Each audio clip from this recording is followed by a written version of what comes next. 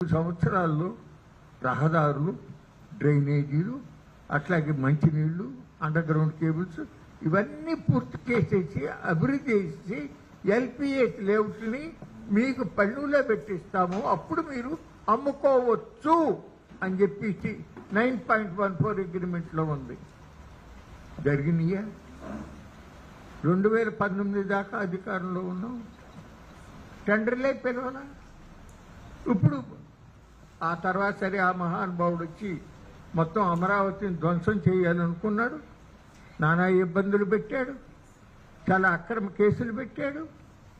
కౌలు ఇవ్వనందుకు సిఐటిఏ ఆఫీస్కి వెళ్ళి ఏమయ్యా బాబు మీరు ఇంత ఆలస్యం అయిపోతుంది, మా కొండ పొలాలేమో ఇచ్చేసాము, మేము ఎట్టా గడవాలి అని చెప్పి అడుగుతానికి వెళ్తే వాళ్ళ మీద కేసులు పెడితే వారి కోసం అని చెప్పి ఆడవారితో సహా కూడా అందరూ తిరగాల్సి వచ్చింది. అనేక నెలల పాటు ఆ మహిళలు అక్కడ ఉద్యమం చేశారు, అనేక పర్యాలు మనందరం కూడా వెళ్ళాం కూడా. సరే చివరికి గవర్నమెంట్ మారింది, 18 మాసాలు అయింది. 18 మాసాలు అయితే ఆ అక్రమ కేసులు తీసేయటం కూడా చేయలేవా? మరి అదే జగన్మోహన్ రెడ్డి ఏమో తునిలో రైల్వే బోగీలు తగలబెడితే దాని మీద రైల్వే వాళ్ళు కేసు పెడితే మరి రాగానే టక్కుమని తీసేయించాడే.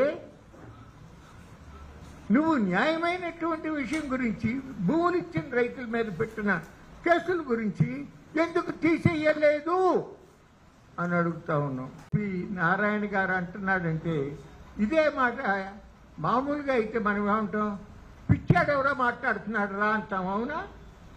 కానీ బాధ్యత కలిగిన మంత్రి అట్లా మాట్లాడుతూ ఉంటే దాన్ని ముఖ్యమంత్రి గారు సమర్థిస్తా. అట్లాగే 2500 ఎకరాలలో స్మార్ట్ ఇండస్ట్రీస్